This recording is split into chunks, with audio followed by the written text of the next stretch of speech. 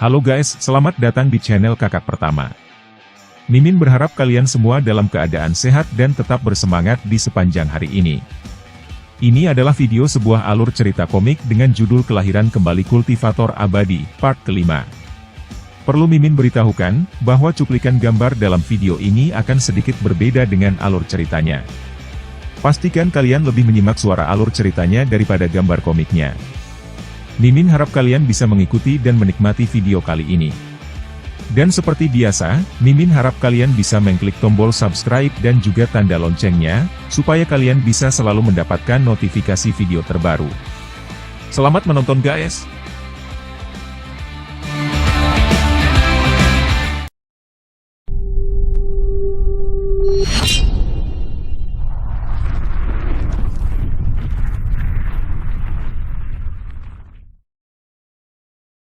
Sementara itu, Chen Fan sudah dalam perjalanan ke kediaman Wei. Xiaoqi tidak mengendarai Range Rover kali ini, tetapi Audi A6 tua yang jauh lebih murah daripada Rover. Namun, walau plat nomor mobilnya tua, tetapi terlihat dirawat dengan baik, dan juga dekorasi interior dalamnya masih orisinil. Chen Fan bisa menilai bahwa mobil ini jauh lebih dekat di dalam hati Tuan Wei daripada mobil Range Rover. Xiaoqi menurunkan kaca spion untuk melihat Chen Fan dan kemudian berkata, "Kurasa kamu sudah bisa menebak siapa bosku?" Chen Fan mengangguk. Dia akhirnya ingat siapa lelaki tua itu. Wei Fu. Dia adalah salah satu orang paling terkenal di kota Chuzhou karena nama keluarganya telah dikenal di seluruh Tiongkok. Tidak heran kalau Chen Fan merasa nama itu terdengar sangat akrab ketika dia pertama kali mendengarnya. Kota Chuzhou terletak di bagian utara Provinsi Hudong. Kondisi perekonomiannya ada di tingkat menengah saja dari yang terbaik. Wei Fu adalah satu-satunya orang terkenal yang datang dari kota ini pada abad terakhir. Rumor mengatakan bahwa dia berasal dari keluarga misterius dan tidak banyak orang yang mengenalinya.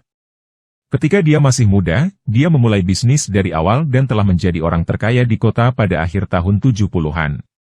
Pada tahun 1980-an, bisnisnya benar-benar mulai lepas landas, dan tak lama, dia telah mengumpulkan begitu banyak kekayaan sehingga tidak ada yang tahu seberapa kaya dia. Tidak heran Zhou Tianhao takut setengah mati ketika dia melihat saudara Xiaoqi yang datang pada waktu itu. Di sisi lain, insiden itu juga tampaknya menunjukkan bahwa Zhou Tianhao memiliki hubungan yang sangat istimewa dengan kediaman Wei. Wei adalah nama keluarga, jika bukan pahlawan lokal. Kenapa dia akan mencampuri urusan preman seperti Zhou Tianhao? Chen Fan mengerutkan alisnya. Xiaoqi memperhatikan kekhawatiran Chen Fan, jadi dia menjelaskan. Orang tua itu memiliki 3 putra dan 2 putri. Putra tertua ternyata sukses, dan putra kedua juga tidak terlalu buruk. Tetapi berbeda dengan putra ketiga, ia malas dan manja. Dia telah membuka perusahaannya sendiri dan berurusan dengan seseorang yang paling bermasalah di kota ini. Sejauh ini, dia baik-baik saja berkat koneksi keluarga. Zhou Tianhao bekerja untuk si brengsek itu. Banyak orang luar seperti Xiaoqi yang tidak tahan dengan putra ketiganya, yaitu Wei Lao. Jelaslah bahwa putra bungsu itu sama sekali tidak seperti ayahnya. Chen Fan mengangguk untuk mengakui bahwa dia telah menangkap maksud Xiaoqi. Begitu mobil menyusuri jalan raya yang mengelilingi danau, itu menuju jauh ke arah gunung yang berkabut. Setelah beberapa saat, Xiaoqi menepikan mobilnya di depan sebuah bangunan bata besar dengan genteng berwarna hijau metal. Tuan Wei memiliki banyak komplikasi kesehatan. Karena itu ia lebih sering tinggal di dalam pusat perawatan kesehatan ini. Xiaoqi lalu memarkir mobil dan membawa Chen Fan ke dalam gedung. Jalan setapak yang menuju ke pintu masuk aula utama terlihat sepi, dan Chen Fan melihat banyak pria dan wanita tua ditemani oleh perawat yang berpakaian putih. Sebagian besar orang yang ia lihat berusia 70-an atau 80-an tahun, dan mereka telah memilih tempat yang damai ini untuk menghabiskan sisa hidup mereka. Lingkungan di sini luar biasa, sempurna untuk pemulihan. Seru Chen Fan sambil mengagumi visi besar dan gaya artistik perancang fasilitas ini. Ketika dia akhirnya melihat Tuan Wei, dia mengetahui bahwa lelaki tua itu sedang berlatih kaligrafi. Ziking berdiri di samping kakeknya sambil membuat tinta dengan menggiling tongkat tinta dengan lembut di kotak tinta. Chen Fan mempelajari karya kaligrafi Tuan Wei dan kagum dengan kualitasnya yang bagus. Jelas bahwa Tuan Wei telah berlatih seni setidaknya selama beberapa dekade. Tuan Chen tampaknya sangat berpengalaman juga dalam seni kaligrafi, bukan? Tuan Wei menyisihkan kuasnya dan bertanya dengan senyum ramah. Kali ini pria tua itu terlihat mengenakan satu set kemeja longgar dan celana panjang yang sering dipakai oleh manula yang berlatih Tai Chi. Aku tidak terlalu bagus dalam hal itu, kata Chen Fan, dan dia mengatakan yang sebenarnya. Dia tidak terlalu paham dengan kaligrafi, lukisan, ataupun musik.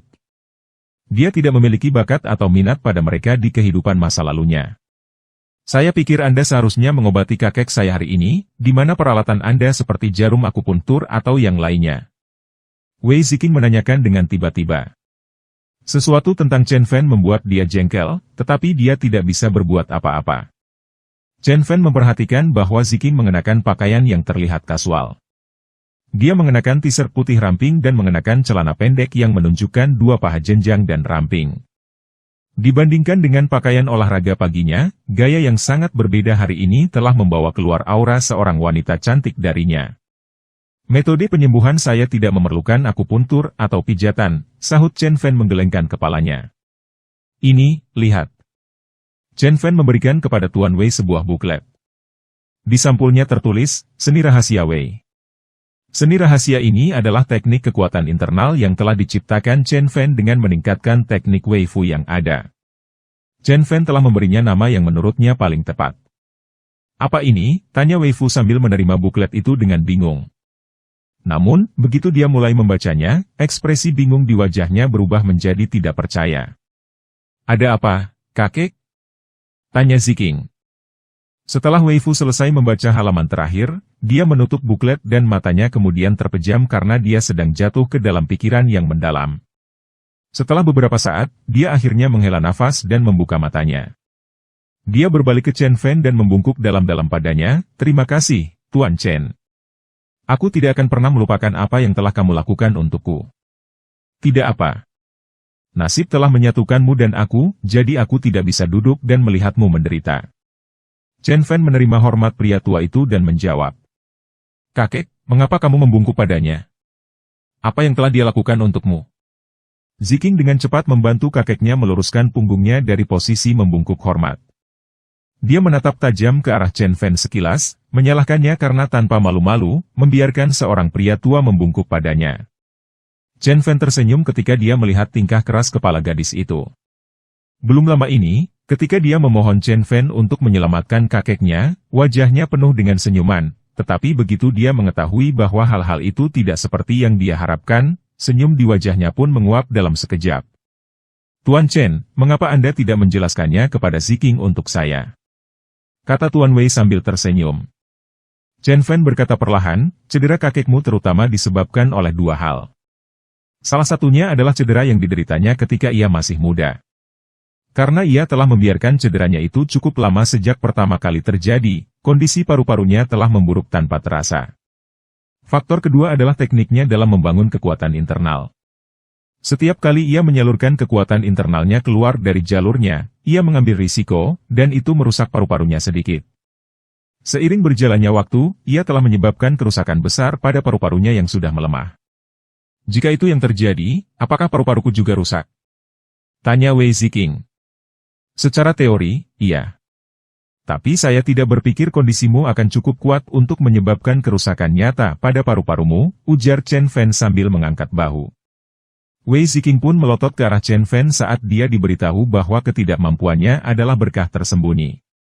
Tuan Wei mengangguk. Orang tua saya telah memperingatkan saya tentang bahaya mengikuti seni bela diri keluarga dalam menyalurkan kekuatan internal. Tetapi saya tidak punya pilihan, baik itu menggunakannya atau mati. Karena alasan itulah saya tidak pernah mengajar anak saya ini tentang teknik keluarga. Jika Ziqing tidak begitu ngotot, saya siap untuk membawa seni bela diri keluarga ke kuburan saya. Kata pria tua itu. Apa buklet itu? Wei Ziqing bertanya dengan rasa ingin tahu. Buklet ini berisi versi revisi dari seni keluarga kalian. Seharusnya sudah tidak berbahaya sekarang. Kata Chen Fan. Tidak hanya itu tidak berbahaya, tetapi juga jauh lebih kuat daripada versi asli kami. Saya benar-benar mengagumi pengetahuan seni bela diri Anda yang mengesankan. Wei Fu berkata dengan emosional. Keluarga Wei telah menyempurnakan seni selama lebih dari ratusan tahun, namun mereka gagal membuatnya aman untuk bisa dilatih. Namun bocah ini hanya menghabiskan beberapa hari saja dan telah merombak total karya seni bela diri tersebut, menjadikannya lebih baik, lebih aman, bahkan lebih kuat dari sebelumnya. Aku tidak ingat kamu pernah memberitahunya tentang seni bela diri kita? Bagaimana dia mengubah sesuatu tanpa mengetahuinya? Tanya Wei Ziqing dengan sangat bingung. Itulah bedanya antara kamu dan Grandmaster. Wei Fu menggelengkan kepalanya dan berkata dengan kagum. Hanya seorang Grandmaster yang mampu memahami satu seni bela diri dengan hanya melihatnya sekali.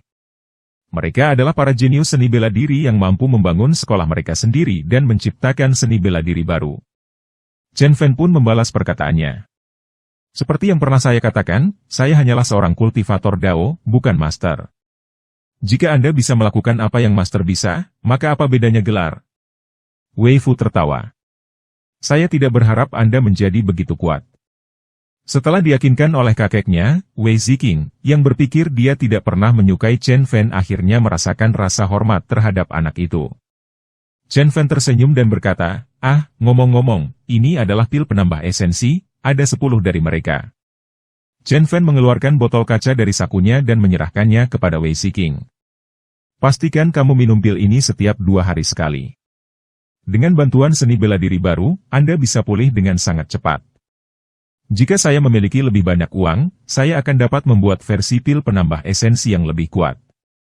Pil-pil itu bisa sangat kuat sehingga bisa menghidupkan kembali orang mati, apalagi menyembuhkan penyakit Anda. Benarkah? Wei Ziqing memegang erat botol kaca itu bagaikan sedang menggenggam harta terbesar di dunia. Namun, dia masih belum terlalu mempercayai Chen Fan. Apakah Anda sedang membual? Terserah. Chen Fan mengangkat bahunya sementara Wei Ziqing cemberut sebagai jawaban. Bajingan kecil ini sangat menyebalkan. Wei Ziqing mengutuk dalam benaknya. Kenapa dia selalu harus benar? Apakah dia tahu sesuatu tentang cara berbicara dengan seorang wanita? Saya tidak berpikir ini adalah cerita bualan. Mengapa Anda tidak memberitahu kami bahan-bahan apa yang diperlukan untuk membuat pil-pil itu? Mungkin kita bisa saling membantu, kata Tuan Wei menambahkan. Tentu, aku bisa memberimu resepnya. Tapi, kecuali saya, tidak ada seorang pun di planet ini yang tahu cara membuat pil ini. Kata Chen Fan memastikan.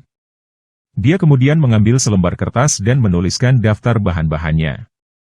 Membuat pil penambah esensi diperlukan seni metode khusus yang hanya diketahui oleh para kultivator tingkat tinggi. Tanpanya, bahan-bahan mahal akan terbuang sia-sia. Wei memindai resep dan mengetahui bahwa pil itu tidak hanya membutuhkan beberapa ramuan yang paling langka, tetapi ramuan ini juga harus berusia lebih dari beberapa ratus tahun. Dia menganggap bahwa bahkan keluarga Wei akan perlu waktu untuk mengumpulkan ramuan ini, apalagi anak remaja yang miskin. Wei mengangguk dan menyerahkan daftar itu kepada Xiaoqi. Dia memerintahkan Xiaoqi untuk mulai bekerja mendapatkan herbal tersebut. Saya telah melakukan bagian saya, sekarang saya punya beberapa pertanyaan untuk Anda tentang dunia seni bela diri dan bagaimana cara kerjanya, kata Chen Fan. Tuan Wei mengangguk dan berkata, aku tahu kamu akan menanyakan ini padaku. Chen Fan meninggalkan pusat kesehatan dengan puas. Tuan Wei telah memberitahu dia semua yang dia ingin ketahui. Dia telah belajar bahwa seni bela diri memiliki sejarah panjang. Ada banyak cabang-cabang dari beberapa sekte kultivasi rahasia dari ribuan tahun yang lalu. Teknik kultivasi digeneralisasikan dan disederhanakan oleh seniman bela diri, sehingga mereka memiliki sistem mereka sendiri. Masa kejayaan seni bela diri terakhir adalah selama masa kekacauan pada awal abad ke-20, tepat setelah runtuhnya dinasti Qin yang perkasa. Ada banyak Grandmaster selama waktu itu. Namun, perang berikutnya dengan Jepang telah menghentikan perkembangan seni bela diri sejak saat itu. Pada saat itu, hanya ada beberapa Grandmaster seni bela diri yang tersisa di Cina. Kekuatan seniman bela diri dibagi menjadi 3 tingkatan. Kekuatan eksternal, kekuatan internal, dan negara transenden. Mayoritas seniman bela diri di dunia berasal dari tingkat pertama, kekuatan eksternal. Melepaskan cakar elang, tinju hong atau tendangan tan, semua seni bela diri yang terkenal itu berfokus pada kekuatan dan ketahanan tubuh manusia. Hanya sedikit sekolah seni bela diri yang maju ke tingkat kedua, yaitu kekuatan internal, seperti sekolah Neijia, dan seni bela diri rahasia keluarga lainnya. Level kekuatan internal juga dibagi menjadi 4 sub-level: entry, kesuksesan awal, kesuksesan fenomenal, dan kesuksesan sempurna. Chen Fan bertaruh bahwa Tuan Wei adalah tingkat kesuksesan fenomenal. Kultivasi kekuatan internal sulit. Wei Ziqing misalnya, telah mulai berlatih di bawah kakeknya sejak dia masih kecil, dan dia belum mencapai level entry sampai dia berusia 20 tahun, masih jauh dari mencapai kesuksesan awal. Hanya ada sedikit seniman bela diri yang tersisa di Cina yang masih memiliki pasukan internal, jumlahnya bahkan lebih kecil di Provinsi Hudong. Selain pasangan kakek-nenek, satu-satunya orang lain yang mengaku telah mempelajari seni pasukan internal di kota Chuzhou adalah pemilik klub seni bela diri Wei Sheng. Namun, Tuan Wei tidak pernah menganggap pemilik klub sebagai kultivator kekuatan internal karena kekuatannya yang kecil. Bahkan setelah seseorang mencapai kondisi sempurna, seorang seniman bela diri dengan kekuatan internal tidak bisa menghindari peluru. Sejak puluhan tahun, pelatihan seni bela diri dapat dengan mudah dikalahkan oleh penggunaan senjata, sehingga seni bela diri saat ini telah menjadi usang, dan semakin sedikit orang yang mempraktikannya. Namun, Tuan Wei percaya bahwa seorang seniman bela diri akan praktis tak terkalahkan begitu ia mencapai kondisi transenden. Master transenden dilindungi oleh ki kebenaran dari segala kerusakan fisik. Karena itu, Wei mengakui bahwa sangat jarang menemukan seorang guru transenden pada zaman ini. Chen Fan adalah guru transenden pertama yang dia lihat dalam 80 tahun hidupnya. Tuan Wei juga menyebutkan bahwa ada tingkat seni bela diri lain yang melebihi bahkan negara transenden, dan itu disebut negara immortal, di mana seniman bela diri dapat menggunakan kekuatan yang tak terbayangkan. Namun, Tuan Wei tampaknya percaya bahwa ini hanya legenda, karena tidak ada yang pernah melihat seorang seniman bela diri di tingkat seperti itu sebelumnya, kata Chen Fan mengingatkan dirinya sendiri. Namun, karena seniman bela diri di tingkat transenden dianggap langka, Chen Fan ragu bahwa ia akan dapat menemukan seseorang yang berada dalam keadaan immortal. Chen Fan menggelengkan kepalanya dan memutuskan untuk membiarkan hal ini berlalu untuk saat ini. Ada terlalu banyak yang tidak diketahui dalam sejarah dan bahkan lebih banyak di masa depan, dan karena itu, tidak mungkin bagi Chen Fan untuk memastikan apakah ada seorang seniman bela diri tingkat immortal. Chen Fan meninggalkan pusat kesehatan tidak hanya dengan jawaban yang telah ia cari, tetapi juga menerima hadiah pribadi dari Tuan Wei. Itu adalah kunci rumah besar di Gunung Yunwu. Tuan Wei mengatakan kepadanya bahwa rumah besar ini adalah hadiah dari putra bungsunya yang nakal.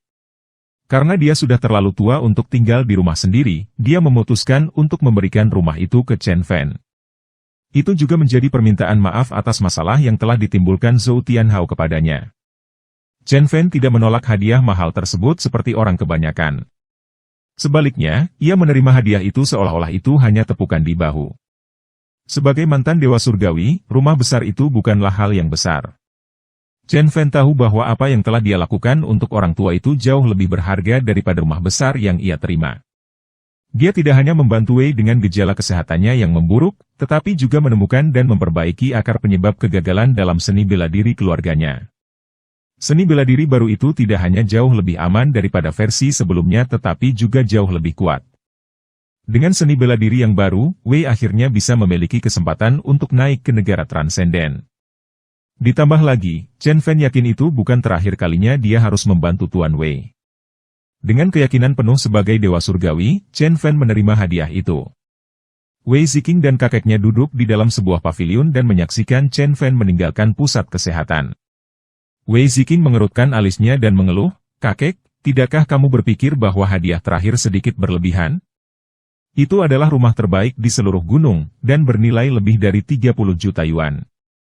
Itu adalah hadiah dari pengembang untuk paman, dan kemudian dia memberikannya kepada Anda.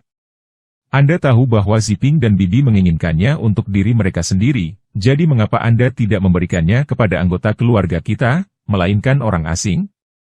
Bahkan jika dia telah menyembuhkan paru-parumu, sebuah rumah besar masih terlalu banyak untuk apa yang telah dia lakukan, bukan begitu? Beberapa juta yuan akan lebih dari cukup, menurut pendapat jujur saya." Ziqing bertanya, dia bingung oleh hadiah mewah yang kakeknya berikan. "Tahukah kamu, hanya sebuah buku kecil yang dia berikan kepada saya, itu bernilai lebih dari 10 rumah besar." Wei menyipitkan matanya dan menjawab. Ekspresi cerdas di wajahnya adalah ciri khasnya ketika dia membuat kesepakatan bisnis yang hebat. Seni yang direvisi akan memungkinkan klan keluarga kita untuk makmur setidaknya 100 tahun lagi. Kamu masih tidak tahu apa arti guru transenden? Wei berkata dengan nada hormat. Tuan transenden? Gumam Wei Ziking. Bukankah kamu baru saja memberitahu kami apa itu? Anda mengatakan bahwa meskipun guru transenden mampu menahan kerusakan fisik menggunakan ki kebenaran, mereka sangat jarang. Maksudku, bahkan jika dia adalah seorang guru transenden, lalu apa? Aku telah menyelidiki latar belakang bocah itu, dan dia sepertinya berasal dari keluarga yang sangat biasa. Kakek, apakah Anda ingin berteman dengannya hanya karena dia adalah seorang guru transenden? Menggunakan sumber daya keluarga Wei, Ziking harus mencari tahu segalanya tentang sisi ayah Chen Fen dari keluarga. Namun, keluarga Wang terlalu kuat untuk Ziking menyodok hidungnya. Itu tidak sesederhana yang kau kira. Wei menggelengkan kepalanya dan kemudian berbalik untuk menghadapi cucunya yang cantik. Dari semua generasi termuda dari keluarganya, Ziking adalah satu-satunya yang tetap di sisinya. Sementara sepupunya sibuk menghasilkan uang dan menikmati hidup mereka, dia tinggal di samping kakek dan belajar seni bela diri. Tersentuh oleh pengabdian cucunya pada seni bela diri keluarga, Wei memutuskan untuk mengungkapkan lebih banyak kepadanya. Apakah kamu ingat Yanantian? Tanya Wei. Yanantian dari kota Yanjin? Tanya Wei. Ziking ingin tahu. Iya betul. Kamu mungkin tidak sadar bahwa dia juga seorang Grandmaster seni bela diri, Ziking mengangguk dan berkata. Bagaimana, apakah itu mungkin? Mulut Ziking terbuka lebar karena terkejut. Meskipun Ziking bukan seniman bela diri penuh waktu, dia telah dilatih di bawah kakeknya sejak dia masih kecil, dan karena itu dia telah mendengar banyak tentang Yanantian dari kakeknya. Bagi Ziking, Yanantian adalah legenda, dan dia praktis tumbuh mendengarkan cerita tentangnya. Dalam semua cerita itu, Yanantian tak terkalahkan. Beberapa cerita mengatakan bahwa dia berhasil keluar dari hutan di Asia Tenggara dengan hanya satu belati kecil. Kisah lain menyatakan bahwa ia pergi jauh ke daerah perbatasan yang terpencil dan telah bertahan lebih dari 6 bulan tanpa persediaan apapun. Dia adalah teladan kekuatan dan keberanian, reinkarnasi dewa perang, seperti Lu Bu atau Zhang Fei pada zaman kuno. Jadi cerita tentang Yanantian itu nyata? Wei Ziking bertanya kepada kakeknya dengan ragu. Dia yakin bahwa kisah-kisah itu hanyalah dongeng, jika bukan propaganda nasionalis. Namun, Wei Fu mengangguk dengan wajah keras dan kemudian berkata, bukan hanya kisah-kisah itu nyata, tetapi ada banyak lagi yang belum saya ceritakan. Kalau tidak, mengapa semua orang memanggilnya Dewa Perang? Pikiran tentang Yanantian membuat Wei Fu menghela nafas pedih. Apakah Master Transenden sungguh begitu kuat? Wei Ziking masih merasa sulit untuk percaya. Namun, karena kakeknya sudah yakin akan kekuatannya, dia mengakui bahwa dia tidak punya banyak pilihan. Keingintahuannya yang mendorongnya mengikuti jejak kakeknya, tetapi kemudian, perasaan puaslah yang membuatnya terus berkembang. Dia tidak pernah berpikir bahwa berlatih seni bela diri bisa menjadikannya seorang prajurit yang tak terkalahkan. Seorang Master Transenden saja, bagaikan sebuah kekuatan yang paling mematikan di dunia, yang sepenuhnya lapis baja. Gumam Wei Fu.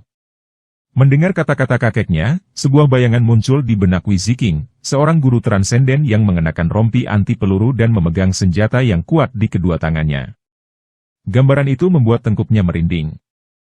Jika apa yang dikatakan kakeknya tentang kekuatan Master Transenden itu benar, maka itu juga cerita tentang Yanantian. Sulit baginya untuk membayangkan apa yang akan terjadi ketika seorang prajurit perkasa bertempur dalam perang nyata. Yanantian bukan satu-satunya. Apakah kamu ingat Paman Wu, dari keluarga kakakmu Xiao? Wei kemudian melanjutkan. Ya. Kata Ziking sambil mengangguk. Dia juga seorang guru yang transenden. Ujar Wei berkata pelan. Dan, demikianlah akhir dari alur cerita pada episode kali ini. Terima kasih kepada kalian semua yang telah menyimak video ini sampai selesai. Dan tak lupa juga Mimin ucapkan terima kasih yang sebesar-besarnya kepada semua yang sudah subscribe dan like channel Kakak Pertama. Sampai ketemu lagi di video-video berikutnya, dan semoga semuanya selalu sehat, tetap bersemangat dan diberikan rezeki yang berlimpah. Amin.